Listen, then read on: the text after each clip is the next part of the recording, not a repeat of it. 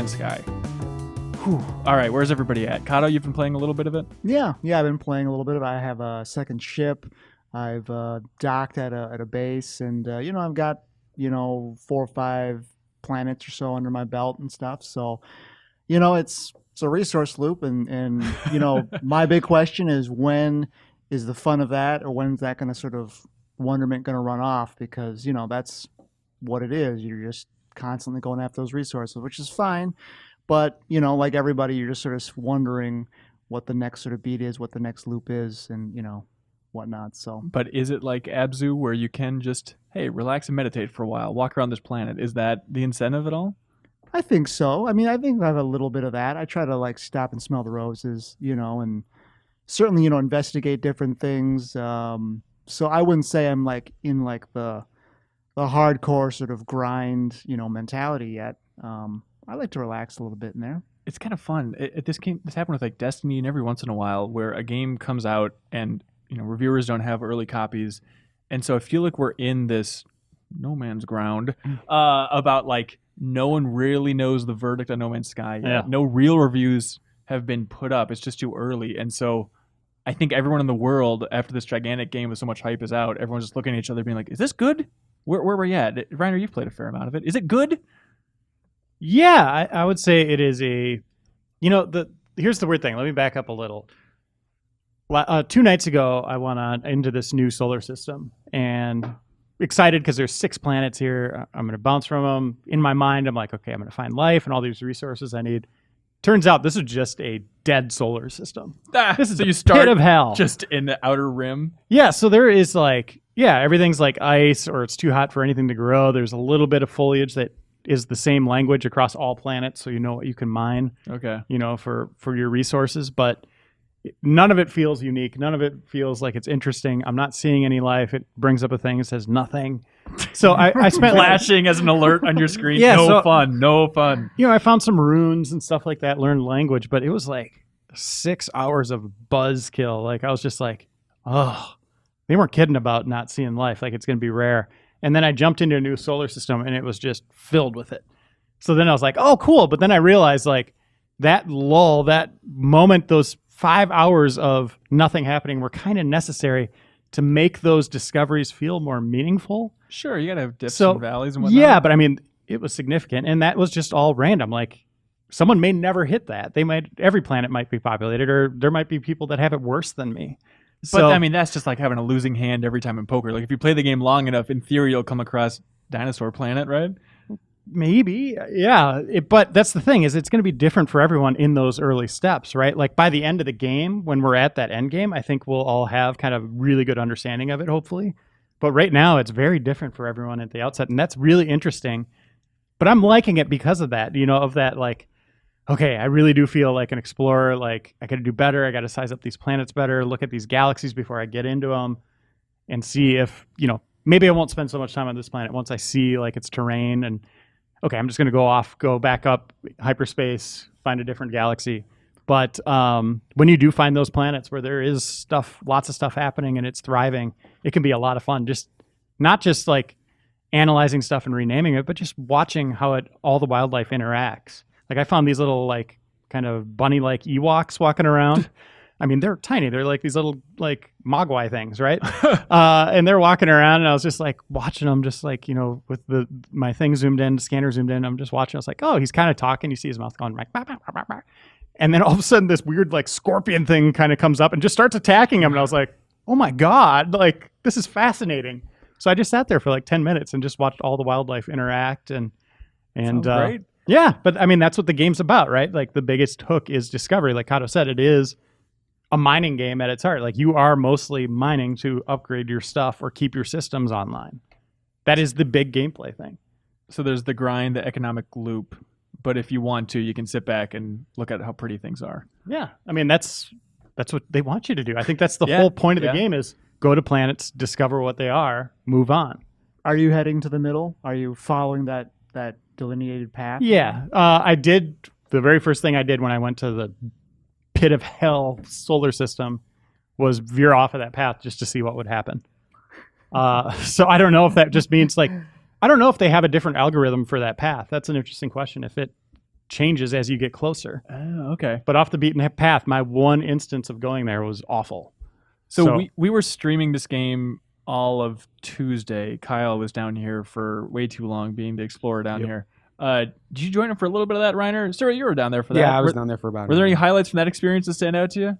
Probably the part I remember most was when, like, early on when we were kind of at like this, gas station looking place. It was like somewhere between a gas station and an airport where we were trying to trade. He was trying to trade his ship for another ship, and he called someone down, and it was kind of like this weird sort of truck stop transaction where he was trying to sell things to get enough money to buy this ship, and then we assumed that he was gonna lose the other ship when he traded for it. But after the trade, it was just there, like the ship was just still parked where he left it. So he just ran to his new ship, and then we kind of just looked at the other ship and then just flew off. Is it like a bug, or I don't know if that was just like a thing where it's like, yeah, I'll pick it up later. I have a tow truck. I'll go get it later. But yeah. Okay, I'm going to give you a little scientific terminology, science fiction. It's called a space station. Okay. Not a gas station. No, truck stop. Truck stop It transaction. it wasn't like one of the stations you come in and like here's like an upgrade or whatever. There were a ton of chairs, and it looked like an airport terminal. It was an open space. It wasn't like there wasn't like a ceiling on it. So that's why I don't want to like say exactly space station, but it was something like or that. like a hangar. There was graffiti everywhere, holes in the bathroom yeah, stalls. exactly. It was everything. confusing. Everything was broken down, but Did it seem cool? Are you going to be into this type of game? I think I'm waiting on the PC version before I start playing. But after watching the stream, I was kind of like, okay, I get this loop. it sounds like a very good podcast game where you can just put a podcast on and just play the game and be fine with it. But it's like after playing the stream, I was like, I'm not like as excited as I was. Like I feel like I've gotten a taste of it. Yeah. So maybe I'll like get in on it, but like I'm not as excited as I was like before I saw everything. It's not the final game of all final games. Right. Then.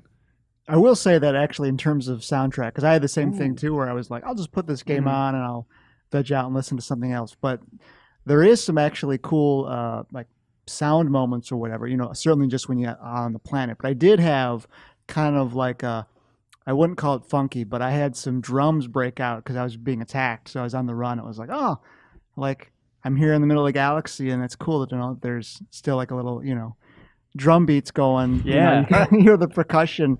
So that was kind of cool. The thing I always do is I kind of make up this thing in my head. I call it No Man's Sky 2, which is just like, what if this first game is this whole sort of setup, because you're running around, you're just depleting planets of their resources, just doing whatever you want.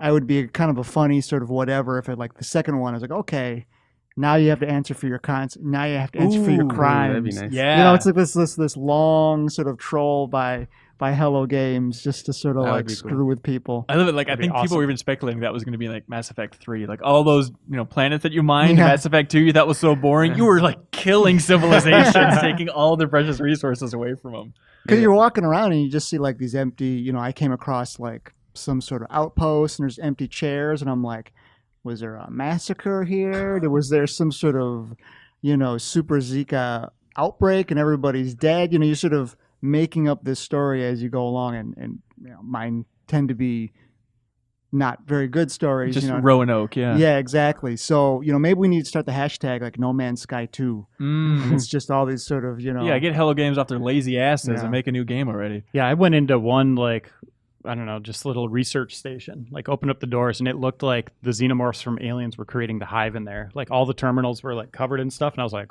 whoa. Oh, that's awesome. What's happening here? And then I didn't get any context to it. It was just this random thing. So it seems like there's a wave of realization going across the internet after all this hype has been blown out of proportion. They could never meet it. Oh, impossible. Yeah. They were the first to admit that. But it seems like people are realizing, oh, it's this type of game. What were like some of the big misconceptions you think that once you started playing popped into your head?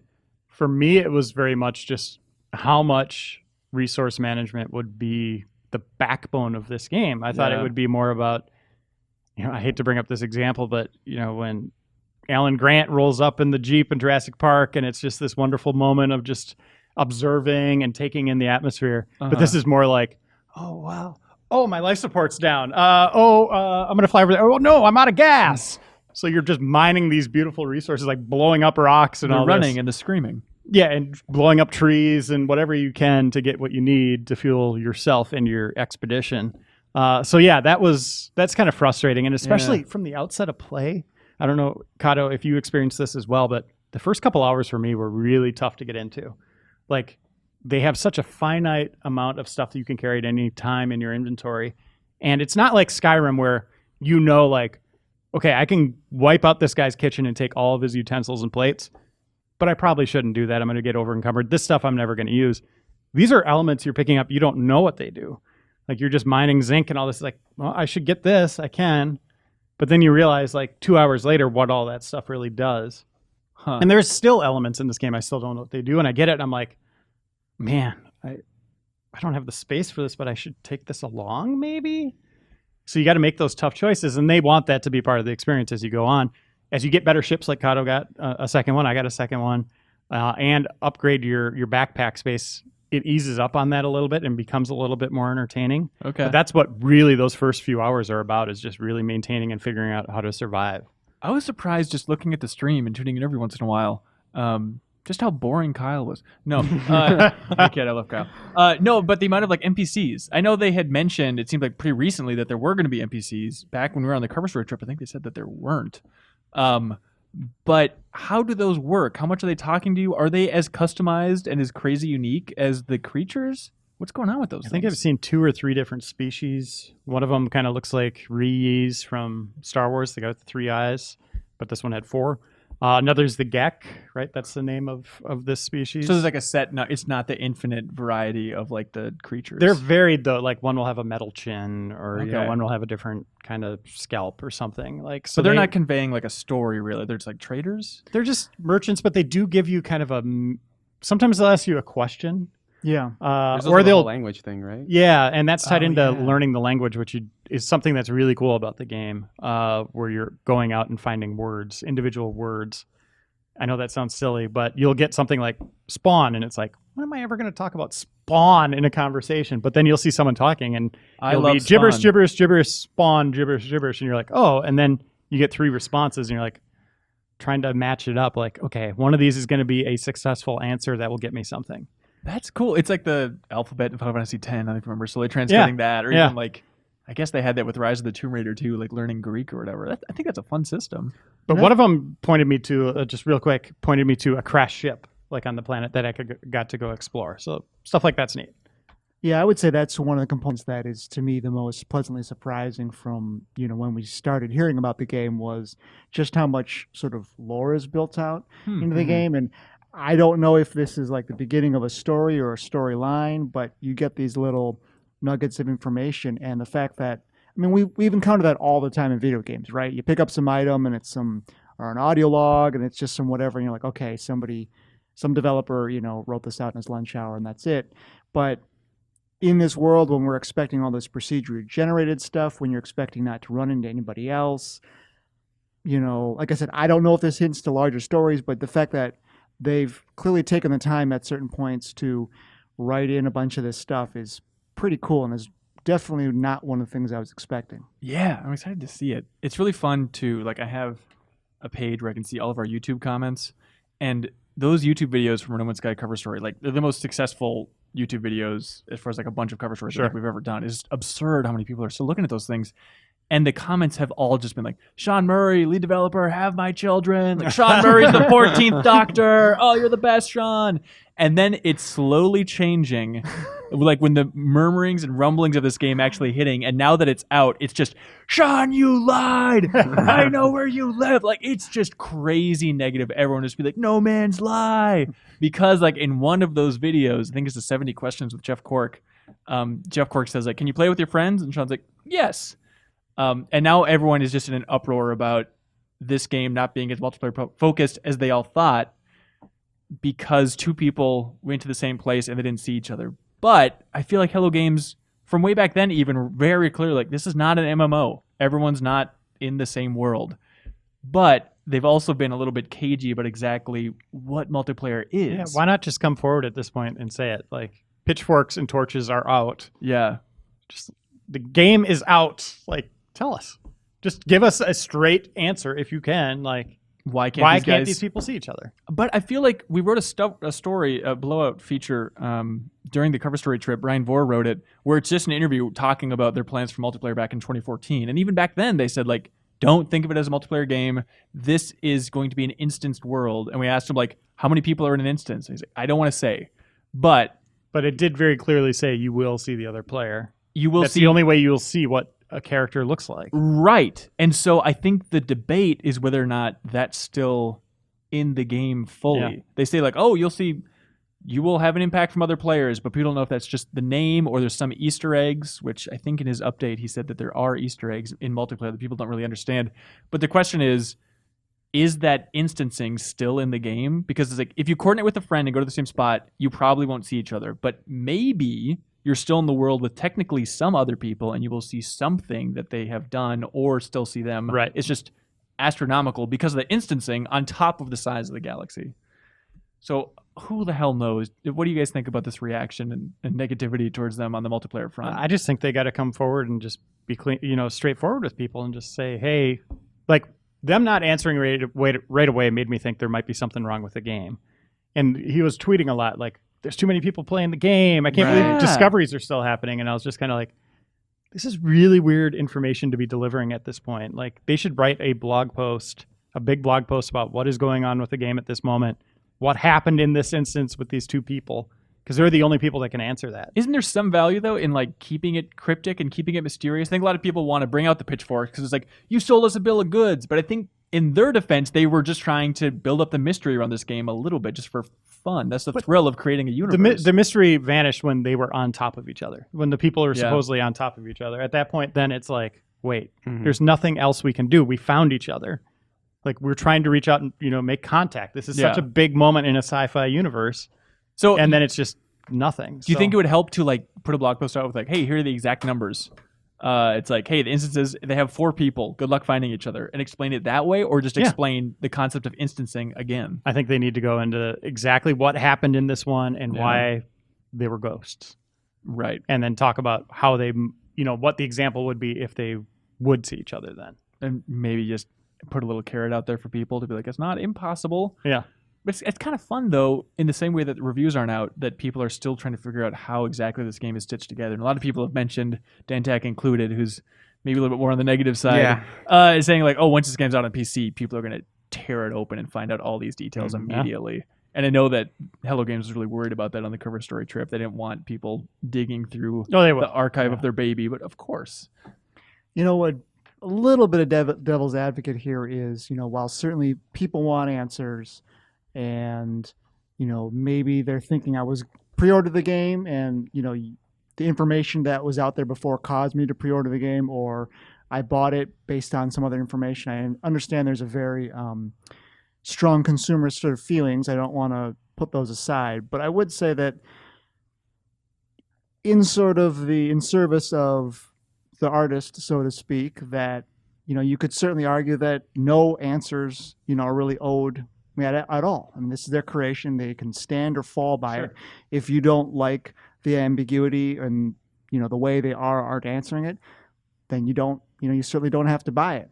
If you already bought it, I guess that's a tough situation. But I think there's something to be said for it. If they want to do this and they want to kind of go down this road, maybe in the service of the mystery of their product or whatnot, then if they want to sort of, like I said, stand or fall by it, then I think that's kind of their prerogative. I mean, the thought of somebody owing something in that sense, I think, is a little bit of our recent, social media sort of pitchfork philosophy. But, you know, I'll agree to that. But I mean, if I was in their camp and I was working on the game and just seeing these people put their life on hold to try to figure this out and just keep experimenting, I'd feel awful for just not answering that question if I knew the answer.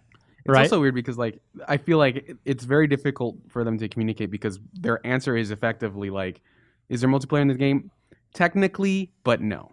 Right. Yeah, you don't even need to be connected online. Yeah. So, but you said technically there's a chance. Right. That's the problem, is that people are hanging on to that chance of there being multiplayer. But to be fair, like, people found that chance and it didn't work. So that I think they are specifically on the hook for that one moment, because I don't know, that's maybe the thing that they didn't communicate like very well. Everything else I feel like is, well, the information was out there, it's just you guys misinterpret it, but that one detail I think is super important. And just the base description you give people, people that aren't plugged into news, is like, you're all exploring a galaxy together, discovering it. So right there, you're just instantly thinking, we're all in this together.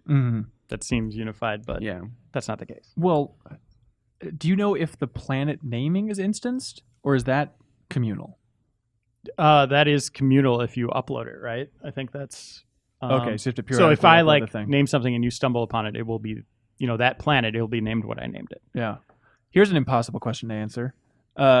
This game's been out for a couple days. What's its legacy? What is this thing going to look like 6 months from now? Are people still going to be playing it? Are there going to be those crazy fans that are as into it as they thought they'd be? I think so. The size of that group, who knows what it could be. It could end up being a big phenomenon, or it could be just a relatively small amount of people who really just fall for it. And, my personal thought, because, I kind of started out this show talking about, okay, I understand the fundamental resource loop, what's sort of next. But my basic feeling is that, you can't take away that moment I felt when I, first started the game and I was looking around the planet and I, found this. Or you can't take away that situation I had where I was on a planet and I got to feed an animal and then had a little smiley face over it, and he went and showed me some resources, brought me over to some resources and was like, all right, thanks, bud. I mean, like... And then you shot him and took his resources. Just to watch him bleed. And used him as a resource. Yeah, and if you actually find my character, you see him, I'll have a dead pelt on my... Perfect. Yeah, so, crudely stitched together. But... regardless of what I think about the game, what I would score it, all that sort of stuff, or, how I think, let's say, 10 weeks from now when I play the game, those are the moments I'm going to remember. And so the fact that, that those moments happened, and, out of all the games you've played, there's probably not a lot of games that there's going to have those moments that maybe you remember forever. To me, I'm, satisfied is kind of a loaded word, but like, you can't take those memories away from me, and I'm always going to enjoy them. So in that sense, I've loved the game. Yeah. We should point out that Matt Miller is reviewing it. He's at home right now and recording this podcast. So a final verdict is coming from Game Informer and whatnot. But yeah, I hear you. Yeah, I would say I think everybody was excited for this game. And then the second I started playing it and feeling like I started drowning in it, I was like, uh-oh. Like, I think there is a lot of people that will be like, I've never played a game with resource management like this before, and that is what it's all about, and they're going to hate it. So I think there is going to be a very big group saying, no, I didn't like it, and then a very big group that's like, this is my type of game.